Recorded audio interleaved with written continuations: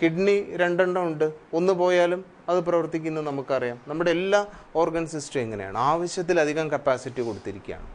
പക്ഷെ ഇത് മുഴുവൻ ഇല്ലാതാവുന്നത് എങ്ങനെയാണെന്നറിയോ? സ്ട്രെസ്ഫുൾ ഇവൻറ്റ്സ് വരുമ്പോഴാണ്, പിരിമുറുക്കുണ്ടാക്കുന്ന സംഭവങ്ങൾ വരുമ്പോഴാണ്. മനുഷ്യന് ഇന്ന് മനസ്സിനെ കൺട്രോൾ ചെയ്യാൻ പറ്റാതെ വന്നുകൊണ്ടിരിക്കുക. ബോംബെയിൽ ഒരാൾ, അദ്ദേഹം വളരെ നല്ല ജോലിക്കാരനാണ്, അദ്ദേഹത്തിന് പ്രൊമോഷനൊക്കെ കിട്ടി. അപ്പോൾ കൂടുതൽ ഇതായപ്പോൾ ജീവിതത്തിൽ സൗകര്യങ്ങൾ വന്നപ്പോൾ അദ്ദേഹം വിചാരിച്ചൊരു വണ്ടി വാങ്ങിക്കാം, ഒരു വലിയ കാറ് വാങ്ങിക്കാം. എന്നിട്ട് കാറ് വാങ്ങിച്ച് നേരെ കൊണ്ടുവന്ന് അദ്ദേഹം ഗ്യാരേജിൽ നിർത്തിയിട്ട് ഭക്ഷണം കഴിക്കാൻ വേണ്ടി ഉള്ളിൽ കയറിയപ്പോൾ അദ്ദേഹത്തിൻ്റെ ചെറിയ കുട്ടി ഫ്രണ്ടിലിരുന്ന് കളിക്കുന്നുണ്ടായിരുന്നു. തീരെ ചെറിയ കുട്ടിയാണ്. ഇദ്ദേഹം ഭക്ഷണം കഴിഞ്ഞ് പുറത്തു വന്നപ്പോൾ എന്താ കാണുന്നത്? ഈ കുട്ടി തൻ്റെ പേര് നല്ല ഭംഗിയായിട്ട് എഴുതി വെച്ചിരിക്കുന്നു. എവിടെ എഴുതി വെച്ചിരിക്കുന്നത്? കാറിൽ എഴുതി വെച്ചിരിക്കുകയാണ്. അപ്പോൾ ഇദ്ദേഹം എഴുതി വെച്ചപ്പോൾ ഇദ്ദേഹത്തിന് പെട്ടെന്ന് ദേഷ്യം വന്നു. ദേഷ്യം വന്നിട്ട് ഇദ്ദേഹം എന്താ ചെയ്തതെന്നറിയോ? ഒരു സെക്കൻഡിൻ്റെ ദേഷ്യമാണ് കേട്ടോ, ഒരു സെക്കൻഡിൻ്റെ ദേഷ്യം. ഇദ്ദേഹം ചുറ്റിക എടുത്തിട്ട് ഈ കുട്ടിയുടെ വിരലങ്ങ് ചതച്ച് കളഞ്ഞു. ചുറ്റിക എടുത്തിട്ട് ഈ ചെറിയ കുട്ടിയുടെ വിരലുണ്ടല്ലോ ചതച്ചു. കുട്ടി ബോധം കെട്ട് വീണു. കുട്ടിക്ക് ബോധം പോയപ്പോൾ ഇദ്ദേഹത്തിന് ബോധം വന്നു. ഇദ്ദേഹം വേഗം കുട്ടിയെ കൊണ്ട് ഹോസ്പിറ്റലിൽ കൊണ്ടുപോയി. അപ്പോൾ ഡോക്ടർമാർ പറഞ്ഞു ഇനി തുന്നി ചേർക്കാനൊന്നും പറ്റില്ല എന്ന് പറഞ്ഞു. അപ്പോൾ എന്നിട്ട് കുട്ടി ബോധം തെളിഞ്ഞപ്പോൾ കുട്ടി ഇദ്ദേഹത്തിനോട് ചോദിച്ചു, അച്ഛാ, കാറിൻ്റെ കാര്യത്തിൽ വളരെ സോറി, പക്ഷേ എൻ്റെ വിരൽ ഇനി ആര് തിരിച്ചു തരും? ഇദ്ദേഹം നേരെ തിരിച്ച് വീട്ടിലേക്ക് വന്നിട്ട് സൂയിസൈഡ് ചെയ്തു, ആത്മഹത്യ ചെയ്തു.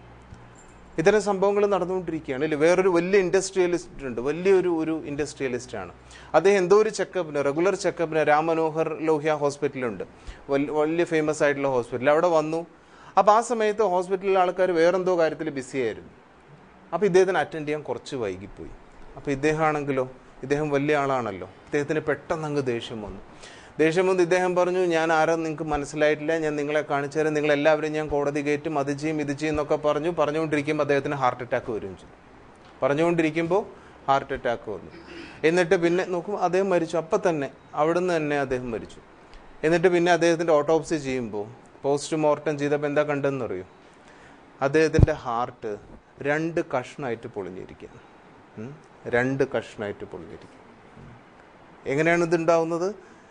ഒരു സെക്കൻഡിൻ്റെ ദേഷ്യമേ ഉള്ളൂ അല്ലേ, ഒരു സെക്കൻഡിൻ്റെ. അപ്പം മനുഷ്യന് ഇന്ന് ഒരു സെക്കൻഡിൻ്റെ ഇതിനെ കൺട്രോൾ ചെയ്യാൻ പറ്റാത്തത് കൊണ്ട്, അപ്പോൾ ഈ സ്ട്രെസ്സ് വരുമ്പോൾ എന്താ ഉണ്ടാവുന്നത്? നമ്മൾ പറഞ്ഞ പോലെ റിസർവ് കപ്പാസിറ്റി ഒക്കെ പോയി കളയും. അത് പിന്നെ തിരിച്ചെടുക്കാൻ പറ്റുന്നില്ല. നമ്മുടെ ശരീരത്തിന് ആവശ്യത്തിലധികമുള്ള കപ്പാസിറ്റി ഒക്കെ പോവാണ് ഓരോ സ്ട്രെസ്ഫുൾ ഇവൻറ്റും. ഇന്ന് രാവിലെ ദേഷ്യപ്പെട്ടു, ഇന്നലെ അവരങ്ങനെ പറഞ്ഞു, ഇത് ആ പ്രശ്നം ഉണ്ടായി, ഇതുണ്ടായി, ഇതൊക്കെ ഉണ്ടാവും. എന്താ സംഭവിക്കുന്നതെന്ന് അറിയോ? ഓരോ ഇതായിട്ട് എൻ്റെ കപ്പാസിറ്റി പോയിക്കൊണ്ടിരിക്കുകയാണ്. പിന്നെ ഇനിയും ഇമ്മ്യൂണിറ്റി കുറയും, രോഗപ്രതിരോധ ശേഷി അങ്ങ് കുറഞ്ഞു പോകും. നമ്മുടെ ശരീരത്തിന് രോഗം വരാതെ നോക്കുന്നത് നമ്മുടെ രോഗപ്രതിരോധ ശേഷിയാണല്ലോ. ഈ രോഗപ്രതിരോധ ശേഷി സ്ട്രെസ് കാരണം കുറഞ്ഞുകൊണ്ടിരിക്കും.